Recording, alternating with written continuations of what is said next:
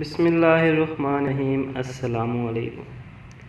کہتے ہیں ایک بار شیطان اپنے دربار میں بیٹھا چیلوں کے ساتھ مل کر مکر و فریب کے تانے بن رہا تھا۔ اس نے جیسے ہی ایک چیلے کو مشورہ دیا کہ فلاں تدبیر کر تو اپنے مقصد میں کامیابی پاؤ گے۔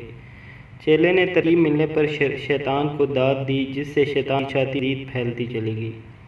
اسی غرور و تکبر میں اس نے اپنی چھاتی پر ہاتھ مارتے ہوئے کہا، بولو کیا کوئی ہے جو میرے جیسا شاطر ہو؟ چیلوں نے بآواز کہا، بلا شبہ سرکار، ایسا کوئی نہیں۔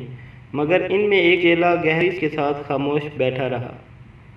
شیطان نے وجہ تو کہنے لگا، سرکار گستاخی معاف، لیکن میں نے دیکھا ہے ارائیں قوم کے لوگ آپ سے زیادہ شاطر ہیں۔ شیطان یہ سن کر بے اختیار چپ پڑا۔ اس نے فوراً کو آزمانے کا فیصلہ کیا۔ ایک مالدار آدمی کے روپ میں شیطان اس وقت کسی گاؤں کے ایک بے روزگار ارائیں کے سامنے بیٹھا۔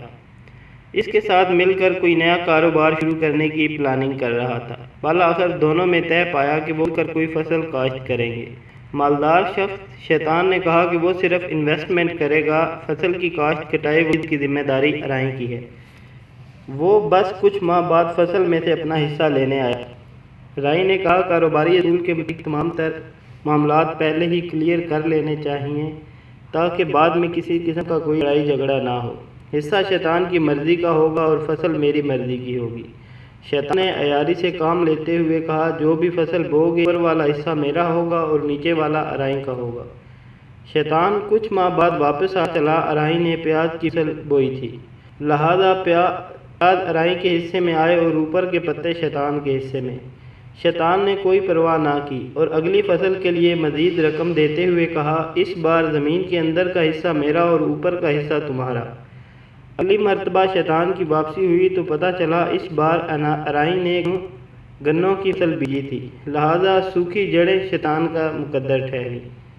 وہ ارائیں سے مخاطب ہوا اور کہنے لگا، دو بار شدید خسارہ ہوا ہے، اس بار فصل کا اوپر کا اور نیچے کا حصہ میرا ہوگا، درمیان کا تمہارا ہوگا۔ ارائیں متفق ہو گیا۔ کچھ ماہ بعد شیطان کی واپسی ہوئی تو پتہ چلا اس بار ارائیں نے مکئی کی فصل بیجی تھی، جس کی وجہ سے چھلیاں ارائیں کے حصے میں آئیں اور شیطان کے حصے میں اس بار بھی وہی کچھ ہی آیا۔